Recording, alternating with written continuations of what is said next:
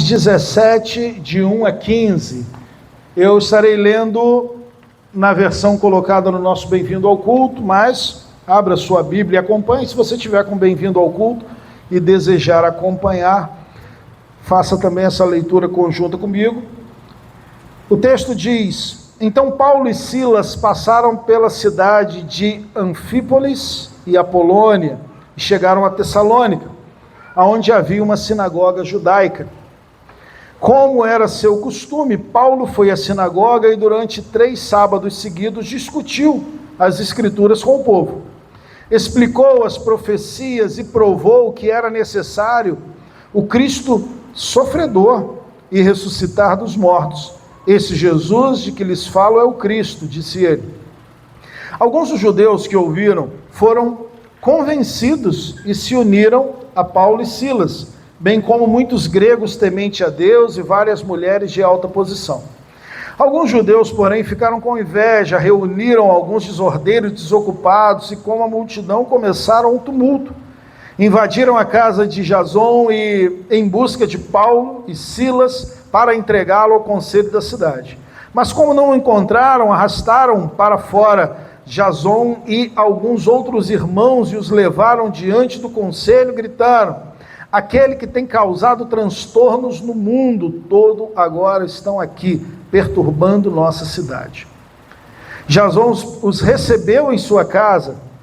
São todos culpados de traição contra César, pois afirmam que existe um outro rei, um tal Jesus.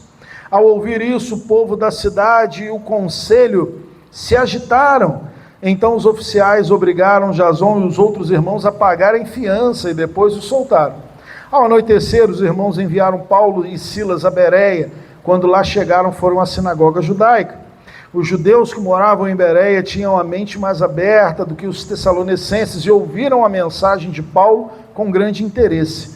Todos os dias examinavam as Escrituras para ver se Paulo e Silas ensinavam a verdade. Como resultado, muitos judeus creram, assim como vários gregos de alta posição, tanto homens quanto mulheres. Mas quando os judeus de Tessalônica souberam que Paulo estava pregando a palavra de Deus em Bereia, foram para lá e criaram um alvoroço. Os irmãos agiram de imediato e enviaram Paulo para o litoral, enquanto Silas e Timóteo permaneceram na cidade. Os que acompanharam Paulo os levaram até Atenas e depois voltaram a Bereia com instruções para Silas e Timóteo irem ao encontro dele o mais depressa possível. Senhor, muito obrigado por sua palavra. Não somos aptos, Pai, a entender, Pai, mas clamamos pela iluminação do seu Espírito Santo nessa noite, para que possamos não só ouvir, mas que esta semente venha ser plantada em nossos corações e que venha florescer, Senhor. É isso que nós te pedimos, em nome de Jesus. Amém. Alguém aqui já ouviu falar sobre Pax Romana? Alguém já ouviu? Já? Alguns irmãos já. Pax é paz. Paz Romana. O que era a Pax Romana?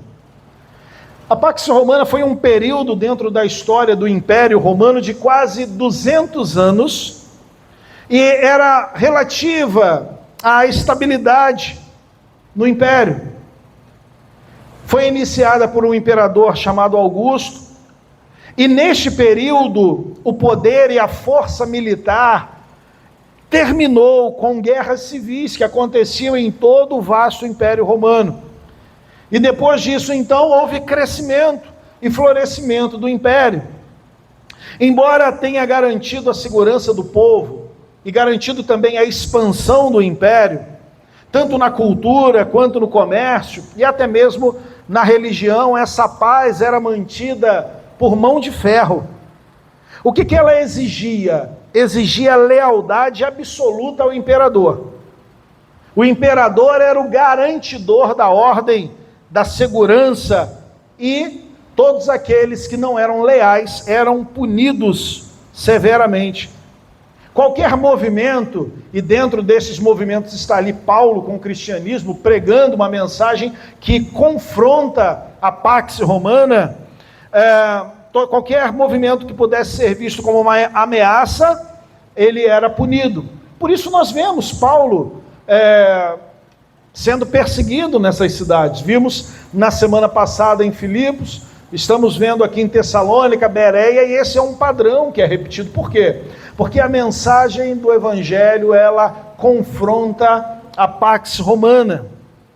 Hoje nós não vivemos mais debaixo e nem buscamos a Pax Romana, mas buscamos incansavelmente a Pax individual, a paz individual. Esta é a nossa tentativa moderna de repetir, mesmo sem nunca ter ouvido falar, né? Porque esse, na verdade, é um desejo, um anseio do coração humano, a estabilidade e a segurança.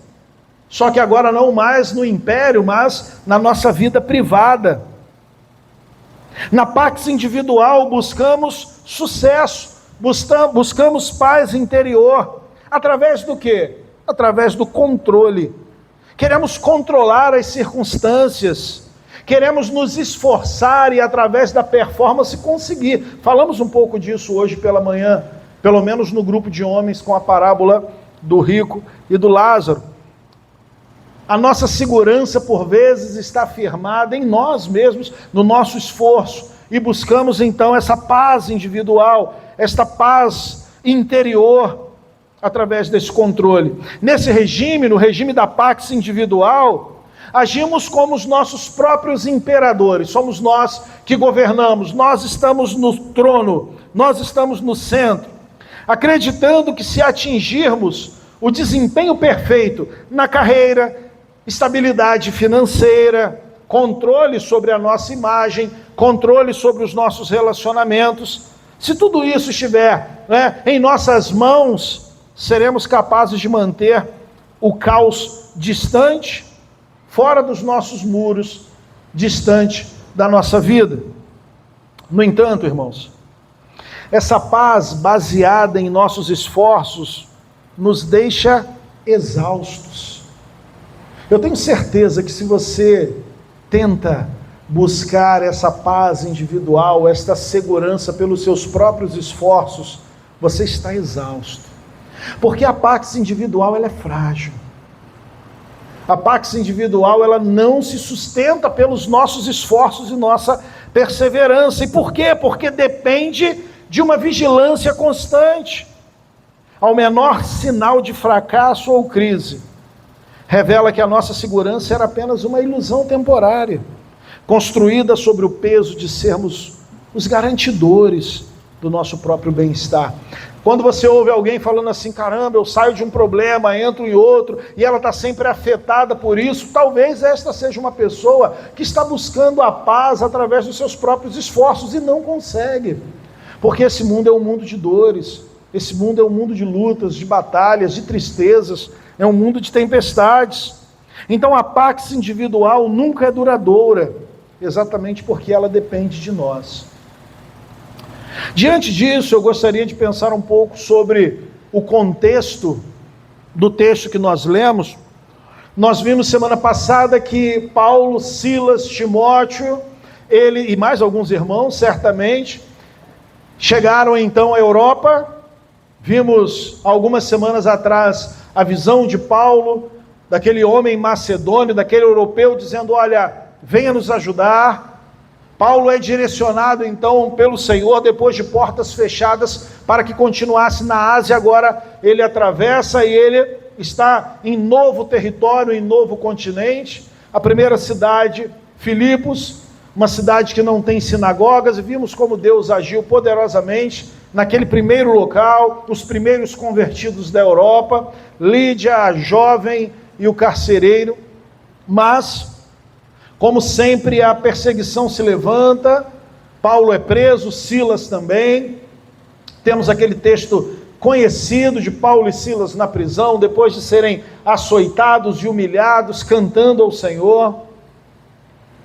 No fim, revelam que são cidadãos romanos, e os magistrados, os líderes da cidade chegam então até Paulo e Silas e fazem um pedido, e esse pedido é: vão embora, por favor, saiam da cidade, segue o caminho de vocês.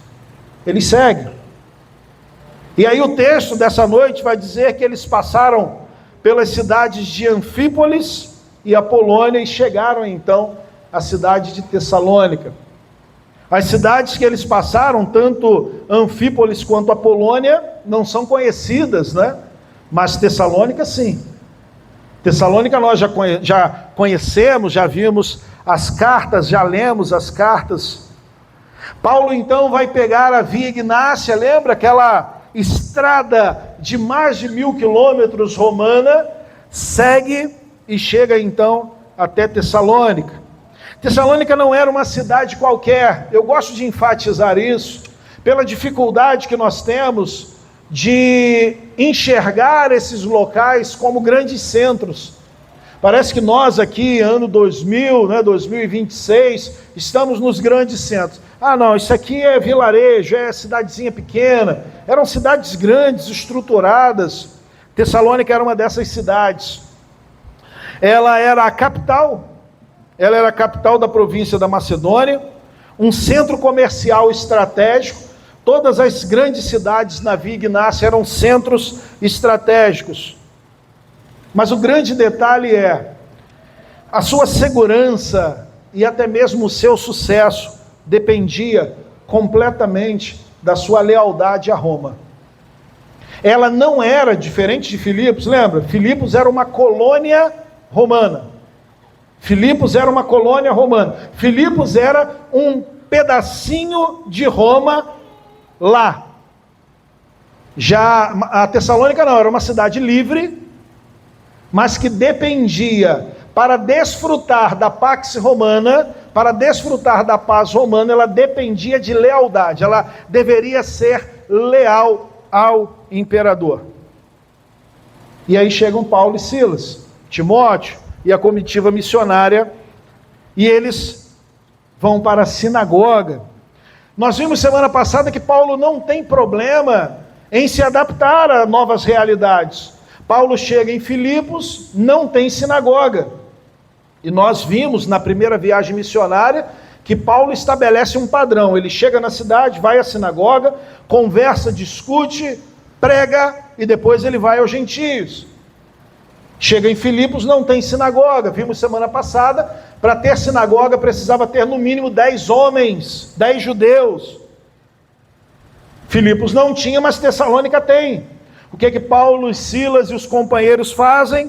Eles vão para a sinagoga. Paulo retoma a sua estratégia de chegar em uma cidade e buscar pregar aos judeus na sinagoga. O texto diz que Paulo leva 3 sábados.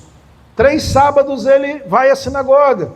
As pessoas estão ouvindo e Deus está salvando através de sua palavra. Quando nós olhamos para esses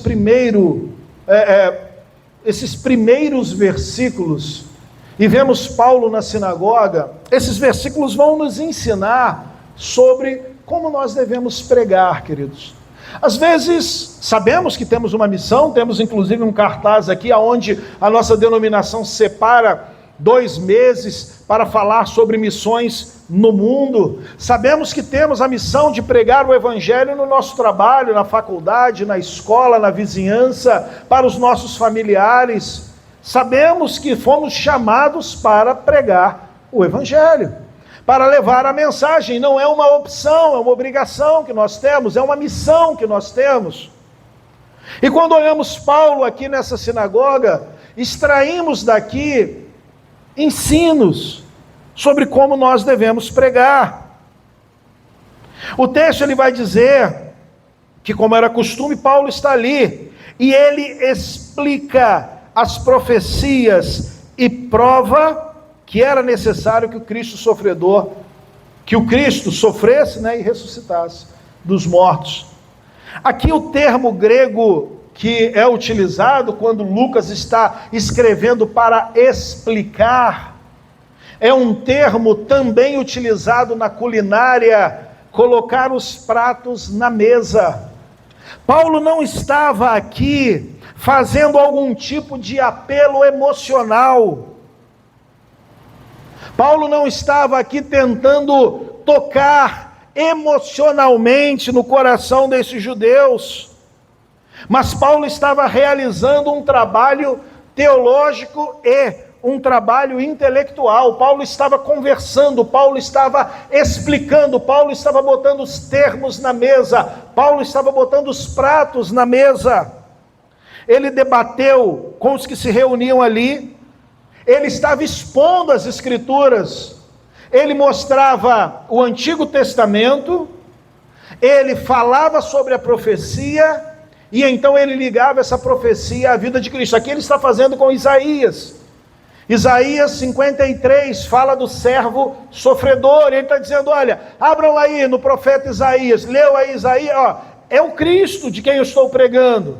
Paulo estava expondo as Escrituras, demonstrando, colocando lado a lado, profecia e cumprimento.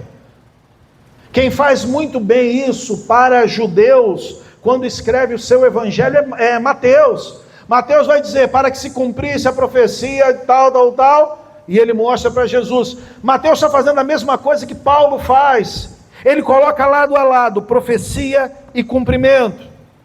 Aqui nós compreendemos qual era a natureza da pregação dos apóstolos. E qual era essa natureza, pastor? Porque precisa ser a natureza da nossa pregação. Não eram histórias para entreter, muito menos piadas. Não eram pregações temáticas para tocar o emocional.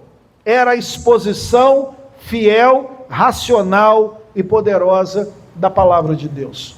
Eles não estavam contando historinhas, não havia tempo a perder. A qualquer momento, e isso vai acontecer aqui, Paulo poderia ser preso, Paulo poderia ser açoitado, Paulo poderia ser morto.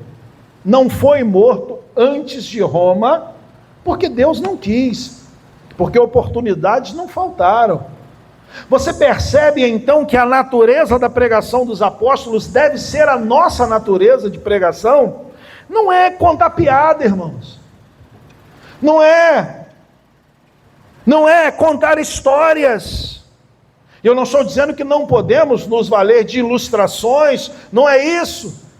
Mas a minha vida não interessa as coisas que aconteceram, importa o que a palavra está querendo nos ensinar.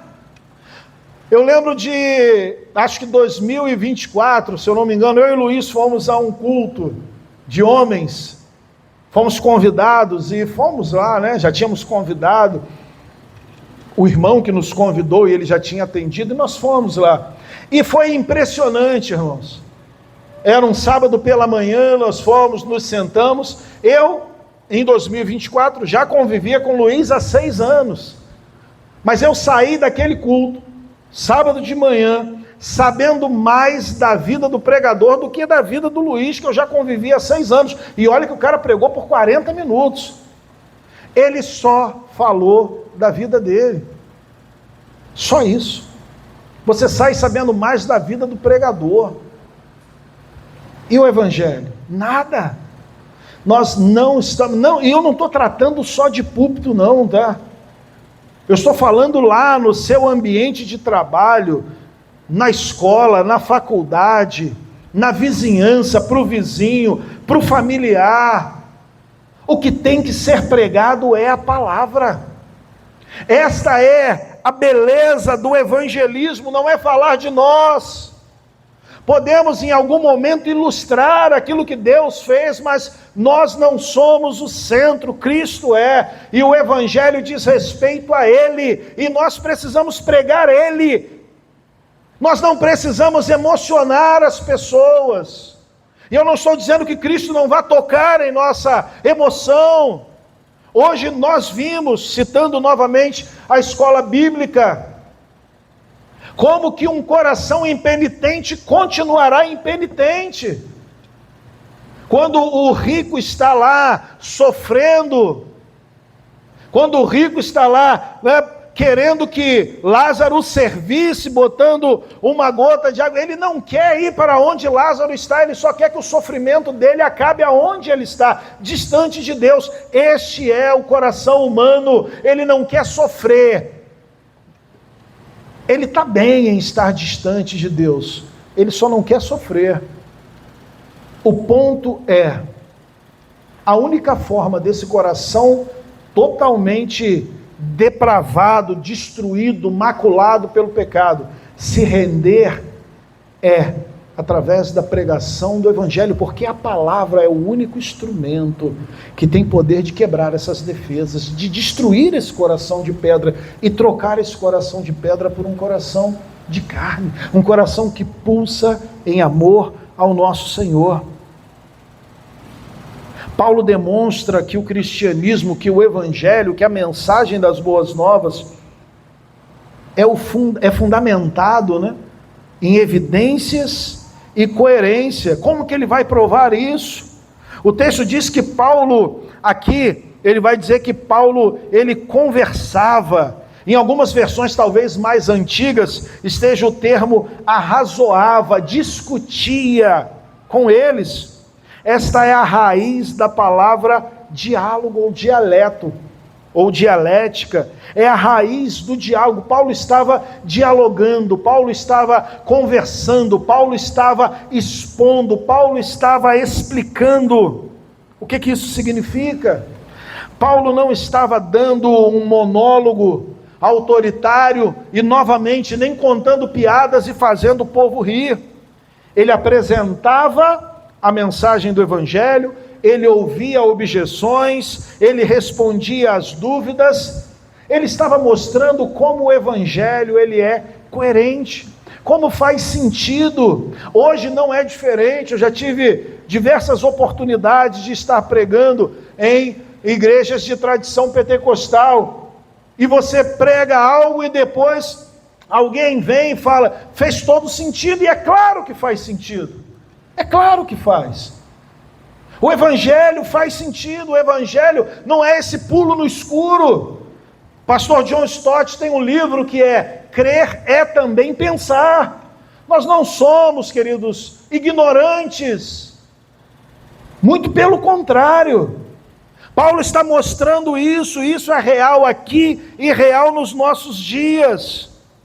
Paulo não estava, então, neste monólogo, ele estava dialogando, as dúvidas via, ele respondia, ele estava usando a lógica, ele estava usando exatamente a mensagem do Evangelho para mostrar como ela é coerente. Ele tratava a fé como algo que pode ser testado pelo pensamento. Ele não dizia apenas sinta com o seu coração. Tem muito disso hoje, né? Você sentiu no seu coração? Falei uma palavra, pastor, arrepiei aqui, é Deus.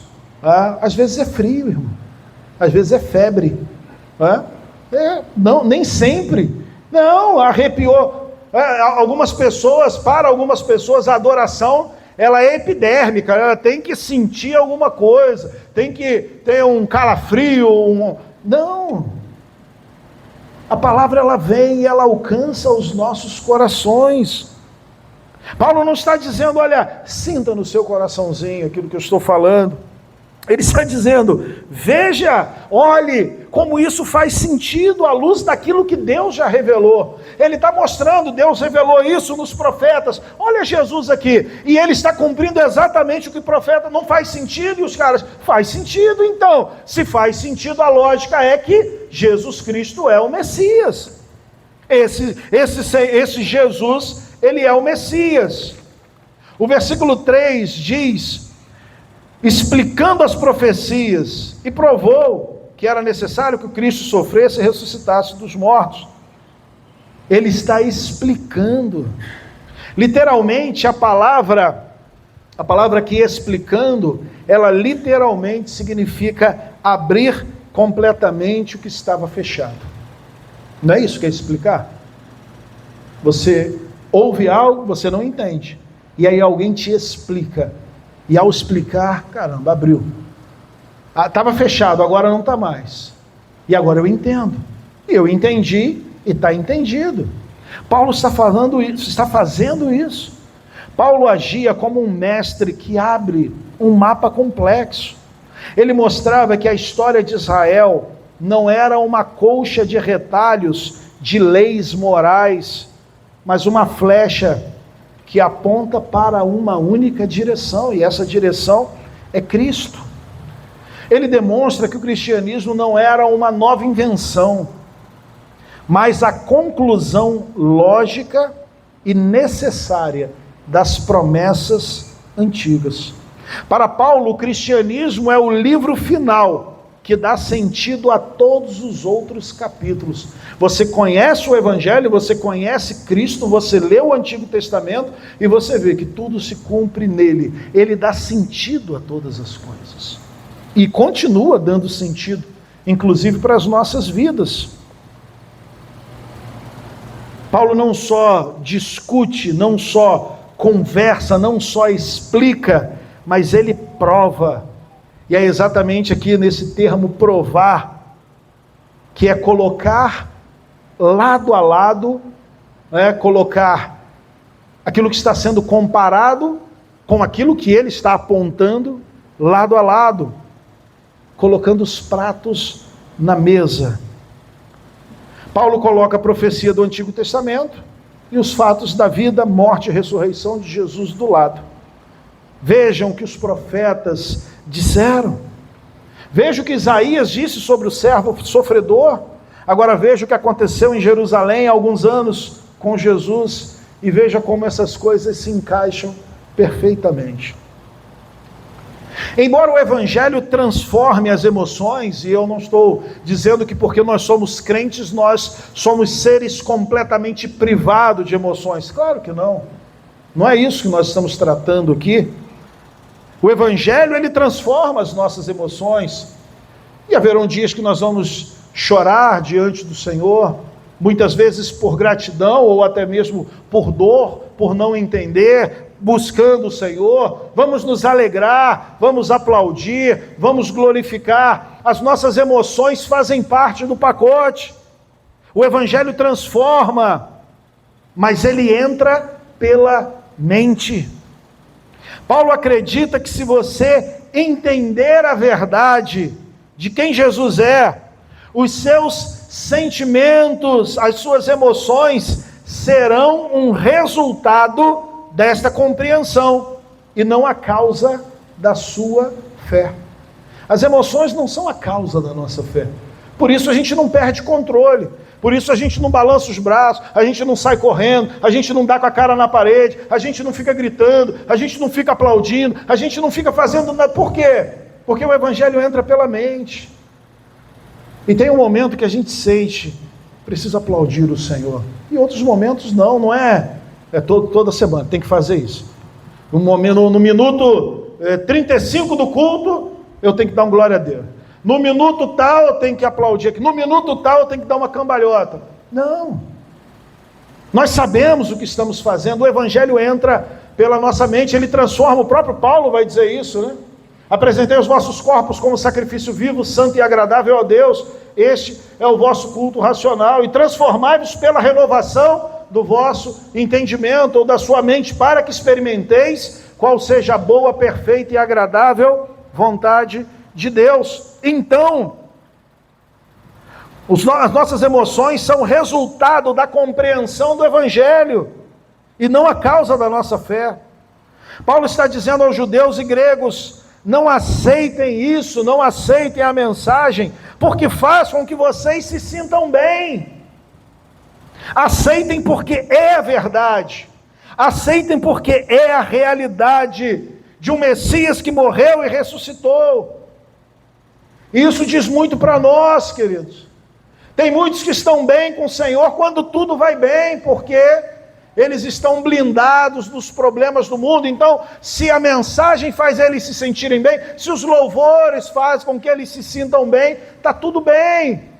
Mas não gostei dessa pregação, essa mensagem, não senti no meu coração, ou eu o louvor não ficou bom, e eu não senti, ou o irmão não veio, não me cumprimentou com carinho, com amor, eu não gostei, e aí se não me faz sentir bem, eu começo a desanimar, canso, vou até procurar um outro lugar, porque eu preciso me sentir bem. Pax individual, é alguém que está lutando, que está buscando, que está guerreando pela paz individual. Paulo está dizendo, olha, não busque, não creia, não aceite porque te faz sentir bem, porque algumas vezes a mensagem não vai fazer você se sentir bem. A mensagem vai fazer com que você sinta realmente um pecador inútil, um miserável, e você vai precisar ir até o Senhor e se arrepender, ir até o Senhor e se arrepender, em lágrimas, em choro. Paulo então continua, Lucas continua escrevendo, e aí chegamos à oposição, né? Isso nos ensina que sempre haverá oposição à verdadeira mensagem. O evangelho está sendo pregado, vai ter oposição. Lucas, a partir do versículo 5, nos leva dos debates teológicos ao caos nas ruas de Tessalônica. Vamos aprender aqui lições profundas sobre essa natureza da oposição e o que realmente está em jogo quando o mundo se levanta contra a mensagem cristã. Lucas escrevendo, irmãos, Lucas é honesto na sua escrita. Lucas não tenta maquiar, ele mostra o que moveu aqueles homens para se oporem a Paulo, a Silas e a pregação do evangelho. Eles vão dizer uma coisa, eles vão dizer que eles estão se opondo porque eles estão aqui, versículo 7, afirmam que existe um outro rei, um tal de Jesus. É isso que eles estão dizendo. Nós estamos perseguindo porque eles estão pregando outro rei e nós somos leais a Roma. Só existe um imperador, só existe um rei, só existe um senhor, só existe um Kyrios, César. Por isso nós estamos perseguindo eles. Mas qual era a realidade, queridos? A realidade era, versículo 5, alguns judeus, porém, ficaram com inveja. Qual era a grande motivação da perseguição? Inveja. Eles não estavam buscando pureza teológica. Nós estamos perseguindo esses dois porque eles estão falando heresias, porque eles estão sendo perseguidos pelos judeus, entende? Estão sendo perseguidos pelos gregos, não estão sendo perseguidos pelos soldados romanos, eles estão sendo perseguidos pelos judeus. E eles não estão perseguindo porque Paulo e Silas estão falando alguma heresia, ao contrário, essa mensagem ela é tão poderosa que as pessoas estão se rendendo a essa mensagem. Judeus, mulheres gregas, homens gregos, o povo de Tessalônica está ouvindo essa mensagem e eles estão atendendo a esse chamado. Isso trouxe inveja ao coração daqueles homens. Os judeus locais viram multidões de gregos, mulheres influentes, os próprios judeus seguindo Paulo. A motivação era a inveja. Inveja pelo quê? Poder. O poder deles estava sendo ameaçado. Eles sentiram que estavam perdendo o controle sobre a cidade. Eles então usam uma acusação estratégica, né? Eles agem contra os decretos de César. A motivação é uma, o que eles falam é outra. Eles estão agindo contra César, eles estão pregando sobre um outro senhor. Eles sabiam que uma cidade leal a Roma, como era a cidade de Tessalônica, nada era mais perigoso do que traição. A motivação era a preservação da segurança. Eles preferiam sacrificar os cristãos a arriscar perder o poder e a influência que Roma tinha colocado sobre eles. Era isso que eles queriam. Se essa cidade aqui se rende a essa mensagem, Roma não vai mais nos proteger, cuidar de nós. Novamente, busca por proteção. E o que o texto nos ensina sobre a perseguição?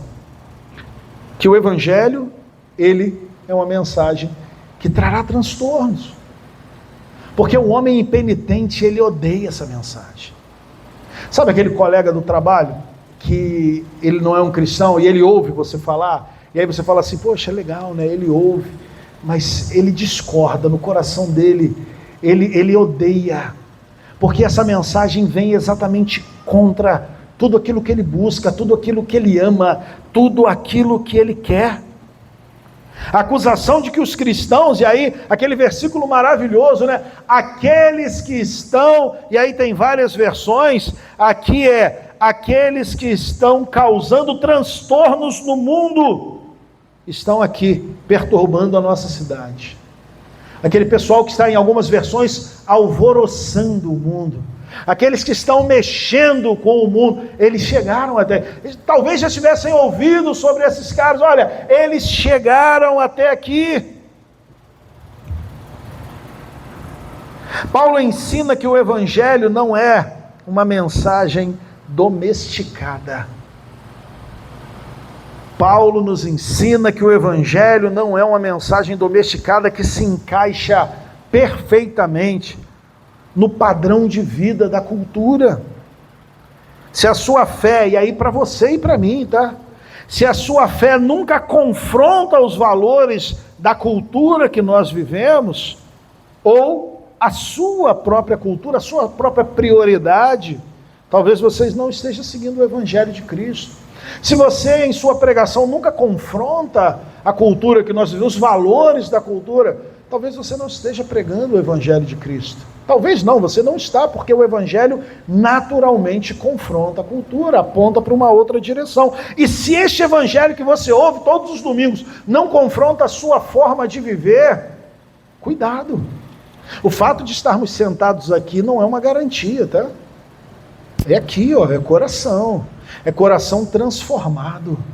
É vida transformada pela mensagem do evangelho. E se a sua vida, se você vive bem, hoje nós nos reunimos ali, naquele momento pós-EBD, 4 homens com a mesma reclamação e pedindo oração, né? Precisamos melhorar na leitura bíblica, a nossa rotina, precisamos organizar. Não tem ninguém conformado, irmão. Não tem ninguém tranquilo. Não, tá tudo bem, não li essa semana, mas eu estou bem. Nenhum dos 4 ali. Todo mundo em crise, todo mundo com a cabeça cheia, todo mundo preocupado. Eu preciso melhorar. Eu preciso ler, eu preciso buscar, eu preciso me organizar, eu preciso santificar, eu preciso buscar na palavra, eu preciso conhecer mais de Cristo, eu preciso amar mais o Senhor, eu preciso perseverar mais, eu preciso servir mais. Se a mensagem do evangelho não confronta, talvez seu coração esteja ainda como um coração de pedra, e você precisa clamar, se arrepender diante de Cristo. Então nós vamos ver o cerne do problema em Tessalônica, e o cerne dessa perseguição era a inveja. Era a inveja. O problema das perseguições, queridos, quando nós vivemos perseguições, tá? E aí nós estamos vendo Paulo vivendo perseguições regularmente. Problemas e perseguições talvez não sejam sinal de que você está fora da vontade de Deus. Muitas vezes são um sinal de que você está exatamente onde Deus quer. A resposta cristã, né, para essa perseguição, foram lá na casa de Jason, pregaram ele, levaram diante dos magistrados. Qual foi a resposta dele? Não foi violência. Ele se submeteu às autoridades. Vai ter fiança. Pagaram a fiança, saíram e se mantiveram fiéis ao Rei Jesus. Mas viver problemas não quer dizer que você esteja no lugar errado. Talvez você esteja no lugar certo. E os problemas sejam um indício de que você está pregando a mensagem certa, vivendo da forma correta, servindo o Senhor corretamente. Paulo e Silas, então, precisam sair, né? E a comitiva precisam sair de Tessalônica. E eles seguem, então, para a próxima cidade. E eles chegam, então, em Bereia, a cidade dos bereanos. E o que nós aprendemos? Já caminhando para nós encerrarmos, com os bereanos nós aprendemos sobre o amor às Escrituras. Em Atos de 9 a 15, né, capítulo 17, o cenário muda de Tessalônica para Bereia. Paulo, forçado a sair às pressas, segue para a próxima cidade. Em Bereia encontra um grupo de pessoas que se tornaria um modelo bíblico de como lidar com novas ideias e com a autoridade da palavra. Bereia se tornou um padrão, a gente costuma falar, né? Precisamos ser como os bereanos. Exatamente isso. Precisamos ser como os cristãos de Bereia, precisamos ser como o povo de Bereia. Bereia se torna, então, um modelo bíblico de como você lida com a mensagem diante da autoridade da palavra. E por que isso é importante? Porque muitas vezes o fator determinante não é a autoridade da palavra, é a nossa vontade, é aquilo que a gente quer. Eu não sei se você já viveu a experiência, você fala assim, Está conversando com alguém, está pregando, e aí o cara fala uma coisa. Aí você fala assim, não, mas olha aqui, dá uma olhada nesse versículo aqui, olha o que a Bíblia está dizendo. A Bíblia está dizendo que não é isso que tu está falando não, cara. É isso daqui. E aí ele olha, ele lê a Bíblia e ele fala assim, tá bom, mas eu vou ficar com esse pensamento mesmo. Essa pessoa ela não crê na autoridade da palavra. Por quê? Porque se, meu irmão, isso aqui é um telefone, se a palavra falar que isso aqui é uma barra de chocolate, pronto, é uma barra de chocolate e acabou. Não há conversa, irmãos. Autoridade. A Bíblia determina o que é. O que nós temos que fazer? Estudar e aprender aquilo que foi determinado pela palavra. Sola Escritura, somente a Escritura. Mas as minhas ideias não valem de nada. Mas a menos que as suas ideias estejam completamente alinhadas com a palavra de Deus. Se não, pastor, mas eu acho. Não ache, irmãos. Não suponha. Leia a Bíblia. Aprenda. Autoridade. Isso é uma doutrina extremamente importante. Mas esse texto aqui, vamos estudar. Vamos chegar nele. Vamos aprender. Mas vamos aceitar. Algumas pessoas até entendem. Você fala o seguinte, você fala, tá vendo aqui? E aí faz sentido para ela, fala, não, realmente é isso aqui mesmo. Mas ela não se rende àquilo. Ela prefere ficar com o erro. Mas sempre foi assim. Eu aprendi assim. Mas meu avô me ensinou assim. Mas na igreja que eu cresci era desse jeito. Não importa, queridos. Não importa. O que importa é o que a Bíblia diz. Essa tem que ser a pergunta. Jesus morreu na cruz. O que a Bíblia diz? Jesus morreu na cruz. Jesus morreu na cruz. Jesus ressuscitou no 10º dia. O que a Bíblia diz? Jesus ressuscitou no 3º dia. Então Jesus ressuscitou no 3º dia. Ponto. Deus fala através do Filho. Falou através de profetas. Mas agora fala através do Filho. Mas e profecia e tal? Mas onde está isso na Bíblia? Hebreus capítulo 1, versículo 1. Antigamente, Deus falou de várias formas aos nossos pais pelos profetas, mas hoje fala através do Filho. Então ele fala através do Filho. E acabou, irmão. Fechou, está fechado. Os pontos fundamentais estão fechados ali. Mas tem pontos que não são fundamentais, pastor. Realmente, interpretações, tradições teológicas diferentes. Temos ali pontos de um lado, pontos do outro. A graça é resistível e irresistível. Temos pontos aqui, dons. Temos pontos, os pontos fundamentais, eles estão ali, sacramentados, são iguais para todos nós. E o que cabe a nós? Aprender, olhar para a Bíblia. Paulo está ensinando, ou melhor, aqui os bereanos estão ensinando para nós sobre a autoridade da palavra. Lucas descreve os bereanos como mais nobres do que os tessalonicenses. Essa nobreza não era sangue ou título, mas caráter intelectual e caráter espiritual. A verdadeira nobreza não é aceitar tudo cegamente, nem rejeitar tudo por preconceito. Os bereanos tinham uma disposição de receber a palavra, mas examinar as Escrituras. E diz aqui que eles faziam isso todos os dias. Recebe a palavra, examina na Escritura. Esse é o movimento, irmãos. Guarde isso. Recebe a palavra. Estou lá ouvindo a internet. Cuidado com a internet. Mas você está ouvindo lá, fulano pregando. Ouviu a palavra, ouviu a pregação, a mensagem, vai para a palavra. A palavra está falando isso mesmo. Tome cuidado. Isso é perigoso e muita gente tem caído por conta disso. O cristianismo não floresce na ignorância. Paulo valoriza o ouvinte que usa a razão iluminada pela Bíblia para verificar se o que o pregador diz é verdade. E aí nós vemos Paulo aqui muito tranquilo com isso, né? Paulo está sendo checado pela Bíblia e está tudo bem. Vocês devem checar aquilo que eu digo toda semana e está tudo bem. E se em algum momento um pastor, um líder qualquer, ele se colocar em uma posição de não querer ser checado, tome cuidado, tem alguma coisa errada com ele. Ele está enganando, ele está criando, ele está fazendo alguma coisa. Por quê? Porque a igreja, assim como bereanos, precisa checar. É isso mesmo. É disso que o pastor está falando. Por isso que a pregação expositiva, ela é abençoadora, porque é a palavra sendo ali, ó, trecho por trecho, trecho por trecho. Mas tem essa preocupação. Esse é o texto, eu vou ler, vou ouvir. Aqui, ó, eu vou trazer para a palavra, eu vou checar se aquilo que o pastor está falando, aquilo que os irmãos que pregam aqui estão falando, está de acordo com a palavra de Deus. Os bereanos não usavam seus sentimentos, também não usavam a tradição, intuição para julgar a mensagem de Paulo. Percebe?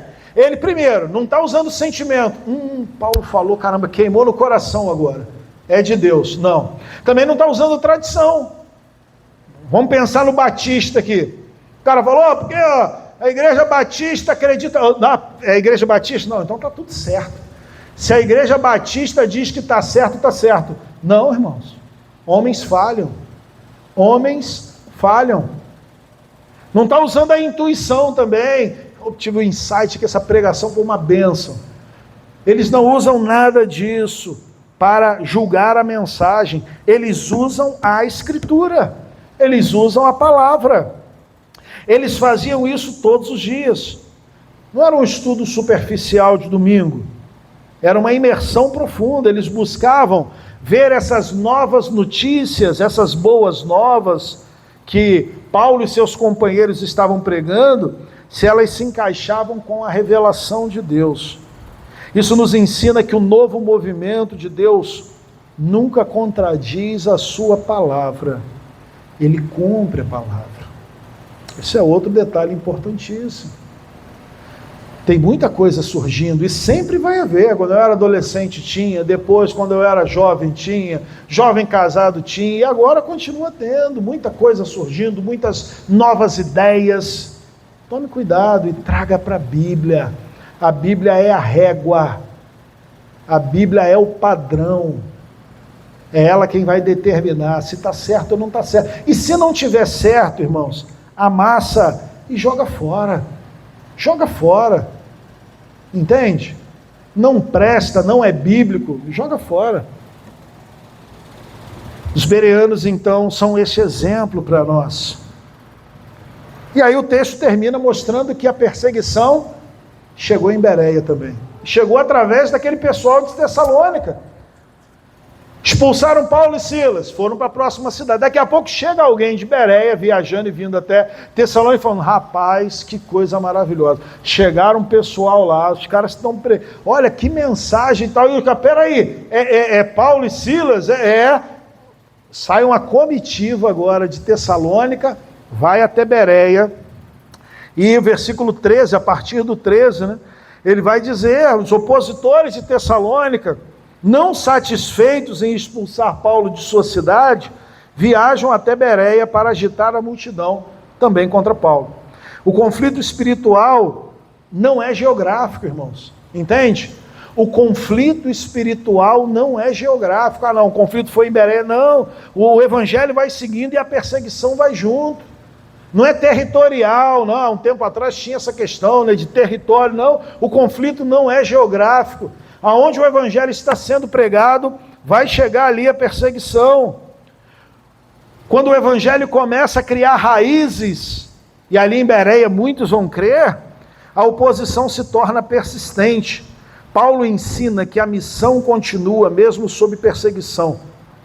Ele é enviado agora para o mar, mas a palavra permanece em Bereia com Silas e Timóteo. Paulo vai, Silas e Timóteo vão permanecer. E entenda, a mensagem é sempre maior do que o mensageiro. Sempre, sempre. A mensagem é maior. Ah, mas Paulo... Não, Paulo é um instrumento. Paulo é um peão. Paulo foi. Paulo vai para Atenas e semana que vem a gente encontra Paulo agora em Atenas, Areópago, e aquele texto maravilhoso. Timóteo e Silas permanecem em Bereia e depois vão se encontrar com Paulo também. E a mensagem é sempre maior do que o mensageiro. Não é Paulo, cara. Jesus é. E a mensagem, ela é poderosa, não é Paulo. É a própria mensagem. Lembra que eu falei semana passada? Quando Lutero é questionado que deveria estar levando adiante a sua reforma, pregando, e ele diz, O Evangelho é um leão. A única coisa que você precisa fazer é abrir o cadeado da jaula e ele faz todo o resto. A mensagem é sempre maior do que o mensageiro. E eu concluo. A Pax Romana prometia segurança através de fidelidade, através de perseguição dos opositores. Esmague os rebeldes e as fronteiras estarão seguras. A Pax individual promete descanso através de desempenho. Controle sua vida, sua imagem, sua carreira e você terá sossego. E como nós vimos, ambas são exaustivas, porque exigem que nós sejamos os garantidores de nossa própria salvação. Eles constroem muros que com o tempo, com a doença e a morte, inevitavelmente serão derrubados. E aonde encontraremos paz então? Se a paz não está no governo, se a paz não está no Estado, se a paz não está e não pode ser construída por mim mesmo, a minha paz individual, aonde eu encontro paz? Em contraste absoluto com a Pax Romana e a Pax individual, está a Pax Christi, a paz de Cristo. Enquanto Roma exige o sacrifício dos outros para manter a ordem, Cristo se tornou o sacrifício para absolver o nosso pecado, absolver o nosso caos. Enquanto a Pax individual nos condena a uma vigilância eterna sobre os nossos próprios esforços, a paz de Cristo nos convida a descansar na obra de Cristo que já está consumada, encerrada. A paz que Paulo pregou em Tessalônica, em Bereia, transtornou o mundo, alvoroçou o mundo, porque revela um rei que não conquista territórios, mas um rei que conquista corações. Um rei que não traz ordem pelo medo, mas pela adoção. Nos alcança e nos traz para casa. A Pax Christi não é a ausência de tribulação, mas a presença inabalável de um Salvador que já venceu o mundo. Quando você para de tentar ser o César, o imperador da sua própria vida, você finalmente descobre a paz que excede todo o entendimento, aquela que não depende de quão seguro está o seu reino, mas de quão fiel é o rei que cuida de você. E é a ele que nós rendemos a nossa vida todos os dias. Se você está aqui tentando buscar a paz pelos seus próprios esforços, se renda a Cristo. Se você está aqui andando distante, clame a Ele nesta noite. Se você está aqui vivendo a Pax Christi, agradeça pelo sustento e pelo cuidado, mas clame para que você continue perseverante e firme em Cristo. Até o fim, a perseverança dos santos se cumprirá em nossas vidas. Mas precisamos entender, irmãos, a paz está em Jesus. E é uma paz que excede todo o entendimento. Feche seus olhos. Muito obrigado, Senhor, por essa noite, pelos textos lido, pela pregação, pelas orações, pelos cânticos, e abençoe nossas vidas. É isso que nós te pedimos, em nome de Jesus. Amém.